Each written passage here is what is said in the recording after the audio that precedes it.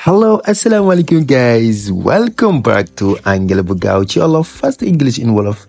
Ngeen si àdda seen coach Bamba guys. Today suñu leçon bés bi dañ leen indil ay secret yu neex yoo xam ne am na ci verb take. mu nekk nag leçon bu am solo ndax di nga fi jàngee ay baat ay expression yu neex yoo xam ne mu ngi ci biir take. alright kon su fekkee yaa ngi soog gis suñu vidéo su fekkee yaa ngi soog a ñëw chaîne bi nga bëgg jàng anglais di ko jàllee ci làkku wolof ñu ngi lay wax nga abonné bés cloche de notification su ko defee bépp lesson ba vidéo buñ dugal nga mën see teel a jot. ok guys, let's get down to the lesson. F.E.W. Fast English in Wolof.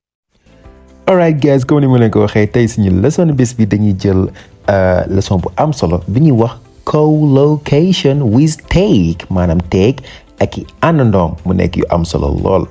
collocation nag guys dafa xaw a niroo lool ak li nga xam ne mooy phrasal verbs, parce que phrasal verbs day nekk benn verbe boo xam day ànd ak prepositions, waaye nag collocation guys suñ ko waxee verbe la boo xam ne àndul rek ak preposition waaye mën na ànd ab nom ab phrase yu ne mën na koo ànd waaye tënku rek si preposition ay on ay attack ay about yu demee noonu. su ñëwee guys si leçon bi dina gën a leer. ok bi nga xam ne mooy si njëkk si collocation yooyu mooy take advantage of. take advantage of. take advantage of. take advantage of mooy profitoo ci nangam. profitoo si dara si benn situation xew nga profitoo si. nañ xool exemple nga ne we took advantage of the weekend to visit our grandparents. we took advantage of the weekend to visit our grandparents. ñun de profitoo nañ si weekend bi ngir seeti suñuy maam. kon gis nga take advantage of something mooy nga profitoo si dara. comme ni mu ko waxee we took advantage of the weekend to visit our grandparents. profitoo nañ si weekend bi de ngir seeti suñuy ay maam. kon take advantage guys foo gisee rek jàppale mooy profitoo ci nangam. beneen bi nga xam ne mooy si tegee si collocation yooyu guys mooy take for guaranteed. take for guaranteed. take for guaranteed guys mooy soofantal wala boog sàgganee mbir sàgganee nit wala sàgganee dara loolu la ñuy wax take for guaranteed. mën nga ne don't take me for guaranteed mooy bul ma sàgganee bul ma soofantal. ok wala nga ne don't take your parents for guaranteed. bul sàgganee say waajur. don't take your parents for guaranteed. bul sàgganee say waajur. the next one guys si collocation yooyu mooy take a look at. moom simple na ñu bëri xam nañ ko mooy xool rek mooy xoolal. take a look at au lieu nga naan look at mais mën nga ko changer ne take a look at wala boog saa yoo gisee take a look at jàppal ne mooy look at mooy xoolal rek. for example nga ne please take a look at this photo. please take a look of this photo. jàpp si xoolal ma photo bi please jàpp si ngir yàlla take a look at this photo. xoolal ma photo bi. ok number 4 bi nga xam ne mooy stay guys mooy take a break. take a break guys mooy pause dallu. ko doon liggéey ba si yàgg nga pause nga dallu loolu la anglais di wax take a break. kon fii gis nga nekku li nga xam ne mooy phrasal verb ndax li nga xam ne moo ñëw si ginnaaw take nekku rek a preposition. ok exemple I'm tired. I need to take a break. I'm tired dama sonn. I need to take a break. dama wara noppalu. dama wara pause. dama wara noppalu. I need to take a break. gis nga I'm tired dama sonn. I need to take a break. dama wara dallu. dama wara noppalu. ok guys bi nga xam ne moo si tege si collocation yooyu mooy take a seat. take a seat mooy toog.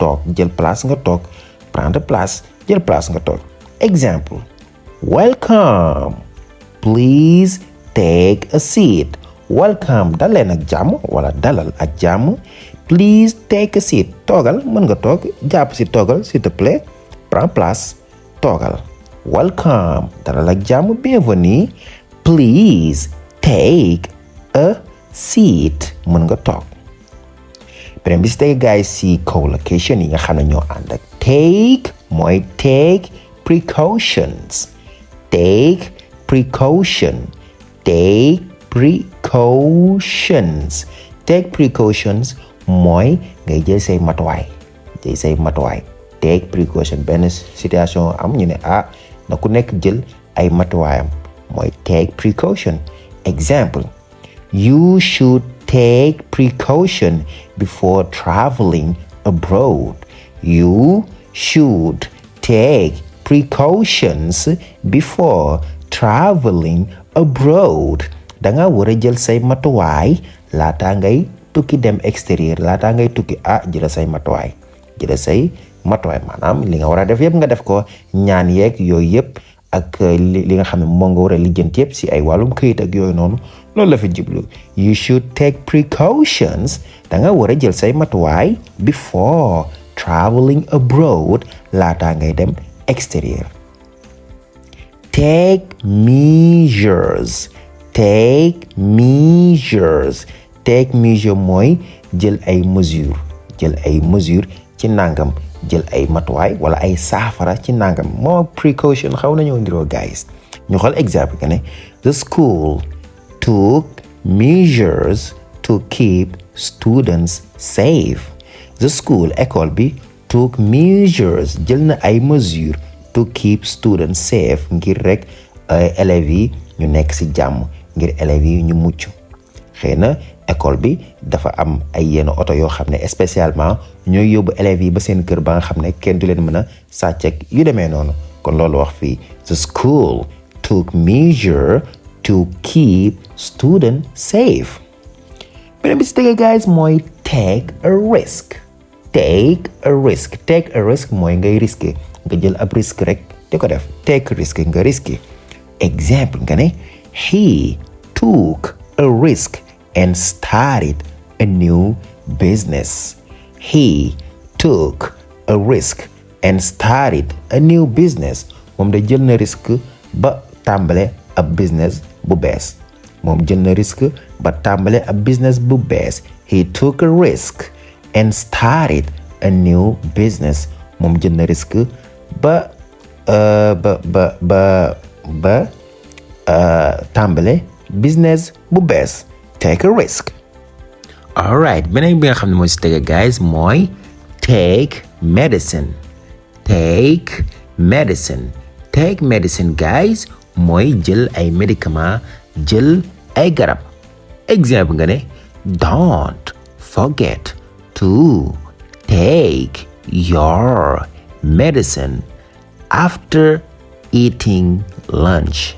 Don't forget bul fàtte to take your medicine jël say garab after eating lunch gannaaw bi nga añee ba pare kat bul fàttee jël say médicament kon take a medicine mooy jël say médicament kon saa yu bëggee wax jël say médicament rek jëfandikool take a medicine alright bi nga xam ne guys moo si tege ba tey si collocation yi mooy take a picture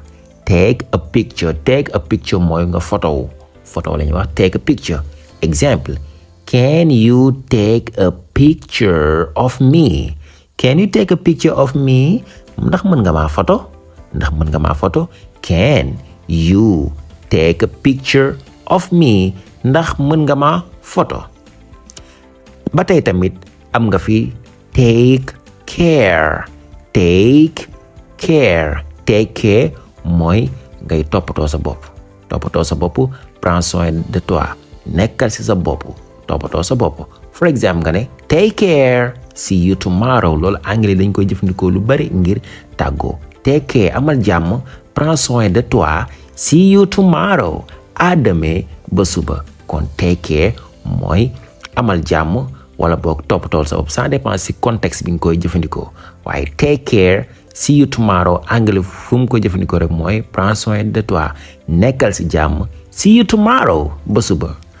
beneen bi nga xam ne moo si mujj gars yi si collocation yi mooy take time mooy loo xam ne day jël temps moom la ñuy wax take time. For example, learning English takes time.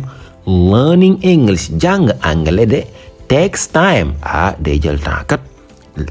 Learning English jàng anglais takes time day jël temps kon gis nga loolu mooy take time mooy nga jël sa temps wala nga ne you can take your time mën nga jël sa temps kon gis nga saa yoo bëggee wax jël sa temps wala mbir day jël temps rek jëfandikool take time.